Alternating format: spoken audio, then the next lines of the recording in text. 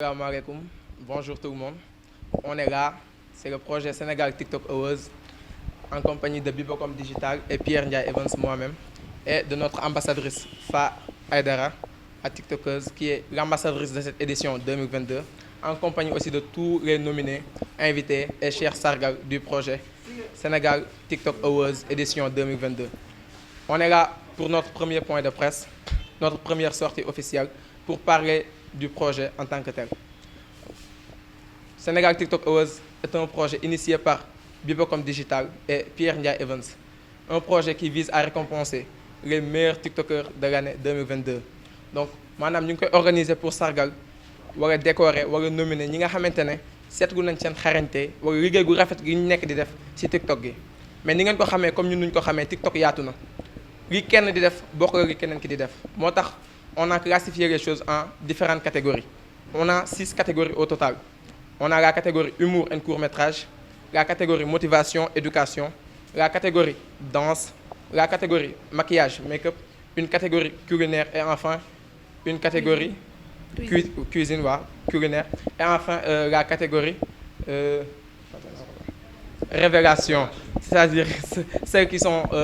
les plus en vue sur l'année 2022. Et en sus de cela, on a décidé d'ajouter une catégorie. C'est notre ambassadrice ici présente qui nous a suggéré une brillante idée. Ñu def ko muy maanaam prendre les tiktokers yi nga xamante ne ba dara du dara au début ñoo fi nekkoon ñi nga xam ne ñoom ñoo njëkk a TikTok Sénégal def leen et suñu ay invité d'honneur. C'est le cas de tey jii ki teew suñu Sagar Sow miro danseur ñu leen di rafetlu vraiment seen teewaay. Ensuite de cela aussi ñu joxaat beneen catégorie tuddee ko catégorie sargal où on a posé des critères comme yeneen catégorie yëpp sargal bi ñi nga xamante ne ñoom tamit ils ont vraiment marqué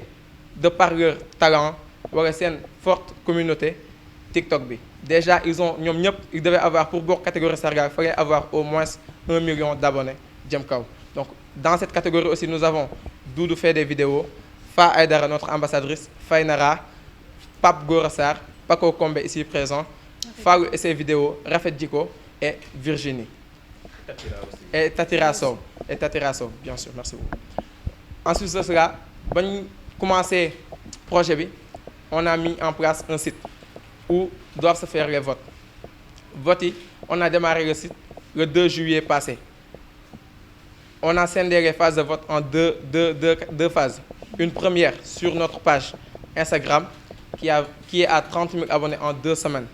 Un truc que nous sommes vraiment fiers de dire parce que tax na tey jii wane na engagement bi bëgg-bëgg bi sénégalais wala followers yëpp am envers notre projet. Et une deuxième phase qui se fera à partir de ce samedi, Inch'Allah, samedi 30 jusqu'au 7 août sur le site officiel du projet Sénégal TikTok Awards. Après le 7 août, on clôturera la phase des votes. Maanaam dañuy tëj phase des votes yi jël catégorie bu nekk sur les 6 catégories yi am vote yëpp catégorie bu nekk les 3 premiers yi nga xam ne ñoom ñoo ñëw avec le plus de votes ñoom ñooy nekk suñu ay finalistes. Donc on aura 18 finalistes en tout,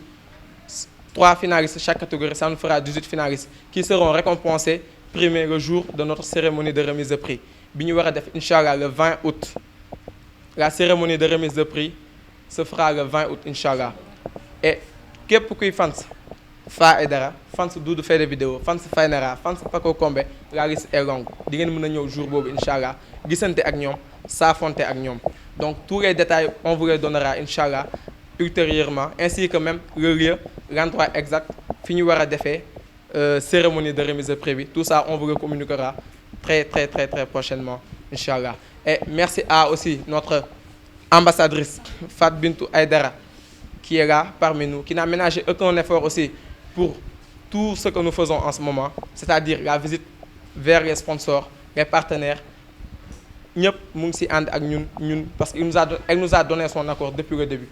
Je reviens sur elle pour dire pourquoi le choix de Fa Aydara comme ambassadrice de cette édition 2022. ñun ñëpp nangu nañu que ni TikTok certes am na ñu ko fa jiitu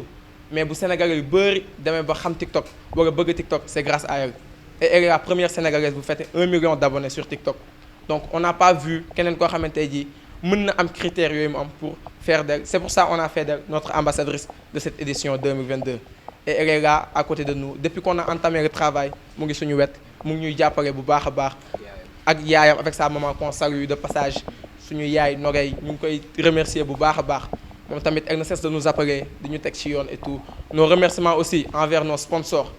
qui sont déjà là ku ci mel ni tey jii le gars qui nous a donné ce local Jam Teranga Business nous le remercions du fond du cœur il a été le premier à venir ñu ngi koy remercier bu baax a baax pour tout son effort. ñu remercier aussi suñu benn papa Yata Saay borom Aquaterra ñu ngi koy remercier du fond du cœur qui n'a ménagé aucun effort aussi pour accompagner ñu ci lépp nañu carrément je vous ouvre toutes mes portes problème boo leen am jafe-jafe boo leen am n'hésitez pas à m'appeler peu importe l'heure je répondrai et je vous guiderai inchallah vers des solutions. di remercier waale aussi une surprise boo xam ne tey on a décidé de dire ça aujourd'hui parce que sant yàlla di gërëm suñu benn koo xam c'est une icône fii au Sénégal muy DJ Boubs ñu ngi koy remercier bu baax a baax a baax a baax il nous a accompagnés et il nous a même promis on a un partenariat ak ITV qui vont diffuser inchallah en direct la cérémonie de remise de prix ñu ngeen ciy remercier bu baax a baax c'est une information que nous venons juste de sortir parce que ça nous a tellement fait plaisir que ni ñun sax jëlee nañu kaw benn tonton boo xam ne il a mis tout yombalal nañu lépp daal tous ces moyens à notre disposition nañu je vous ouvre les portes de ITV boo leen soxla boo leen ko fi amul yéen nga neex encore une fois merci beaucoup à lui et à toute son équipe di remercier aussi les sites qui sont là les télés qui sont venus couvrir cet événement notre premier point de presse di leen jaajëfal bu baax a baax a baax. sama collaborateur monsieur Pierre Ndiaye Pierre Evans jot na wax lépp donc du ma retourner waat ci lu mu jot a wax mais juste que peut-être que yenn information yi rek laay gën a joxe mu gën a complet mooy lan lu mel ni comme am na benn rubrique boo xam ne waxuñu ko voilà avancé am na benn rubrique boo xam ne waxuñu ko muy rubrique bu ñu amal solo bu baax a baax a baax parce que TikTok ñëpp xam ne kaf ak ree la bu ñu fa nekkee kaf ak ree la nit ñi dindi stress et tout donc am na benn rubrique boo xam ne ñu ngi ko tuddee baalu àq rubrique baalu àq boo ko déggee gis nañ ni TikTok bi am na ay kilifa ay ñoo xam ne que ay patron nañ wala ñoo xam ne ñoo ñu mag di nekk ci médias yi ñuy reprendre lu ñu doon wax ci médias yi et tout donc ku mel ni comme lu mu tudd Père May mu ngóone ak ñeneen ñu mel ni ñoom ñoo xam ne que xale yu nekk ci TikTok sonal nañ leen trop ñooñu tamit dañ leen di baalu àq ci jour remise de prix bi aussi tamit di leeral ñu bëri dañuy woo peut-être nañu lu tax bokkuñu lu tax jëloo leen ma et tout donc ñuy leeral tamit bu ñu tegee projet bi jéem leen woo képp koo xam ne respecté na am na critères yu ñuy soxla dañ lay jéem a contacter TikTok parce que foofu lañ la mën a contacter wala Instagram bu ñu jéem a def suñuy pexe pour am sa numéro bu ñu amul sa numéro rek dañuy xool plan B wala jéem a xool keneen koo xam ne que dinañ ko mën a teg fu ñu la waroon teg donc di xamal tamit Sénégal incha allah ñëpp képp koo xam ne que même les 100 abonnés les 1000 abonnés ñëpp koo xam ne que mi ngi utiliser réseau TikTok yaa ngi ci biir programme bi et d'ailleurs di ngeen am benn surprise boo xam ne benn challenge boo xam ne incha allah dinañ ko génne à partir de samedi képp ku bokk TikTok mën na def challenge boobu noonu te képp ku ko réussir ba sa vidéo nekk ci kaw di nga bokk ci ñuy récompenser donc di leen gërëm di leen sant di rafet taxawaay bi voilà donc Habilam aussi macha allah Habilam képp ku wax TikTok tamit dans le monde entier mënoo bañ a wax Habilam donc Habilam tamit ñu ngi koy woo bu baax a baax a baax ci événement bi parce que tamit ñëpp xam nañ ni Sénégal la juddoo Sénégal la dëkk te tamit dégg nañ ci yenn interview sax muy naan que bëgg na ñibbi ci Sénégal donc lii nii c'est l'occasion à ce que Habilam ñëw Sénégal accompagne ñu ci projet bi parce que moom lañ ko parrainé jéem nañ ko tamit contacter jéem a contacter ñu ko jege. voilà et pour dire vrai on n'a pas encore de réponse mais quand même jéem nañ ko def te moom mooy suñu parrain parce que il est le premier sur le réseau social de voilà donc mi ngi noonu donc noonu la affaire yi demee donc di leen jaajëfal yéen ñëpp di leen remercier taxawaay bi rafet na voilà boo leen amee question tamit mën ngeen ko poser en attendant voilà donc question bu pertinente la mi ngi laajte lu tax que boolewuñu ci artistes yi kenn mënul wax TikTok te waxoo artiste parce que mënoo défiler benn wala ñaari vidéo te yemoo ci musique donc musique yu waa TikTok influenceurs yi ak képp kuy utiliser TikTok musique gu sénégalais wala beneen réew lay utiliser donc képp kuy artiste yaa ngi ci biir képp kuy artiste yaa ngi ci biir te je pense que aussi même artistes yi waruñu xaar ñu dugal leen ci mais bu ñu nee TikTok loolu noonu tamit waral na ko maanaam Sénégal TikTok Awards comme question bu nga posé waral na ko parce que war na doon benn affaire boo xam ne dañu ko war a gën a organiser pour tamit ces influenceurs là tamit gis ci seen bopp bu baax a baax a baax te pour loolu noonu baax na ñuy teg ay événements yoo xam ne que ñuy ràññee les meilleurs bu ñu ràññee les meilleurs de ce fait que tamit yenn partenaires yi buñ leen gisee mën leen accompagner parce que fii nii bépp tiktoker boo xam ne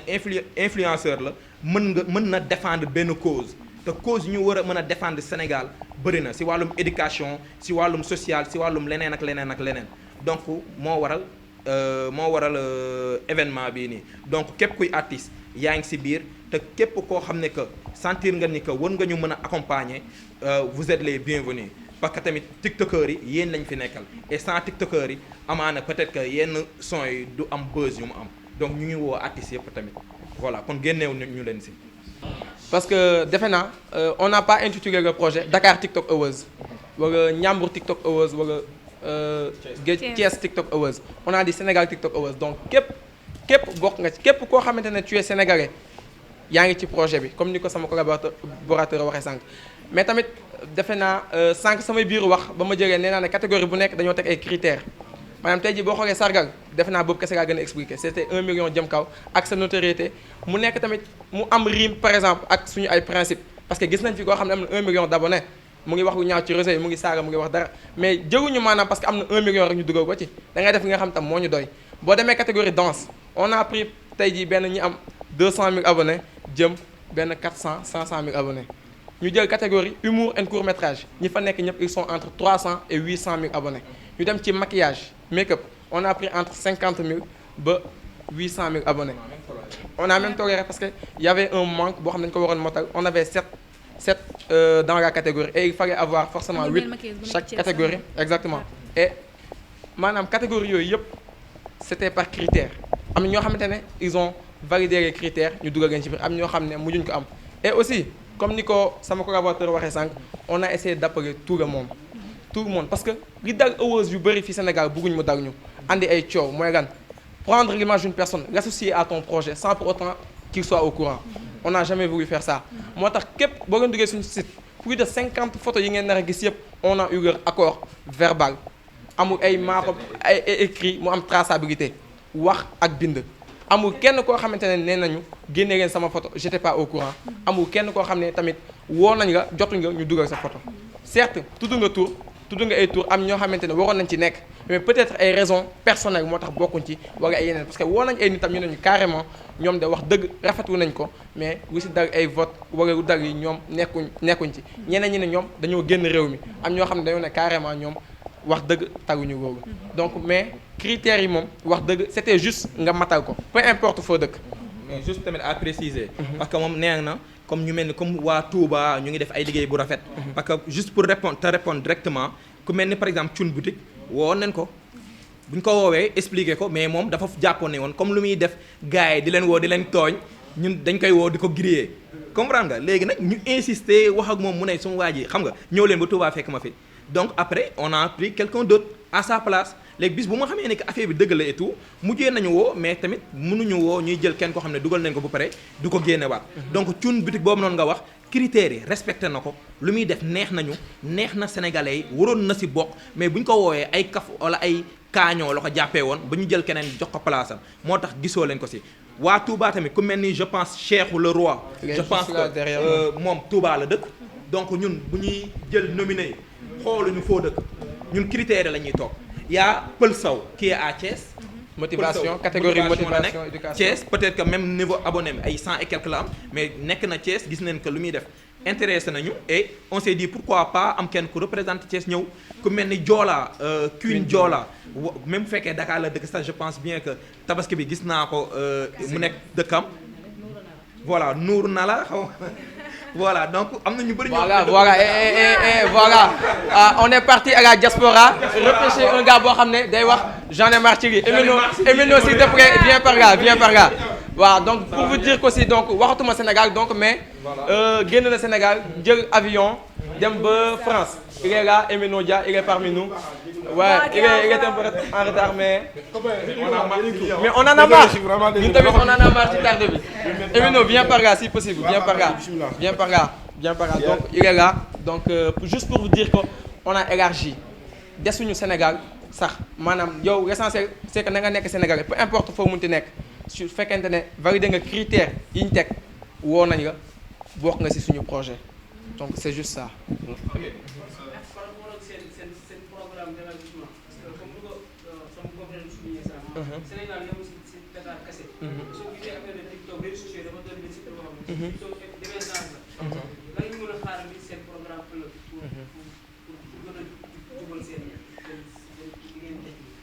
Nice. Ah bof dafa mel ni ay bopp kese bi toog les questions sont tellement pertinentes que da ngay balaa ngay tontu da ngay répéter ba ma jox bi ba mu tontu ko boobu dafa takke. Voilà donc comme li ngay wax rek moom déjà je pense sax tontu na la moom ci biir lu mu njëkk a wax question pourquoi parce que moom nee na la am na ñenn ñoo xam ne am nañ ay abonnés yu bëri mais jëluñu leen parce que lu ñuy def nekkul ñun loolu la ñu war a promouvoir donc déjà ñun dañuy promouvoir les jeunes promouvoir même bu fekkee nekkuñu di promouvoir fecc ak ree kese mais ci la bokk boo xoolee am na rubrique bu tudd motivation donc motivation éducation donc ñu ngi nekk ci wàllum motivation ak éducation ku mel ni par exemple maquette ñëpp xam ne ni que bu ma juumu 2S xaw ma ban chaîne moo ko njëkk a génne muy def ay affaires yu doy waar donc ñun njottu nen wala am nañ yéene benn dëkk wala benn société bu mag ñëw nañu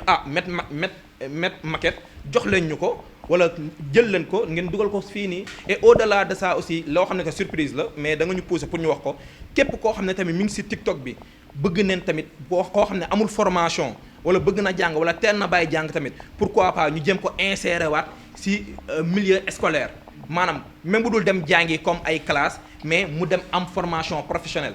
et aussi ñu ngi woo waa 3FPT ñu ngi woo bépp école que ce soit muy EMI que ce soit muy yeneen école parce que déjà dem nañ école bu tudd EMI tegal ko suñu projet tam apprécié na donc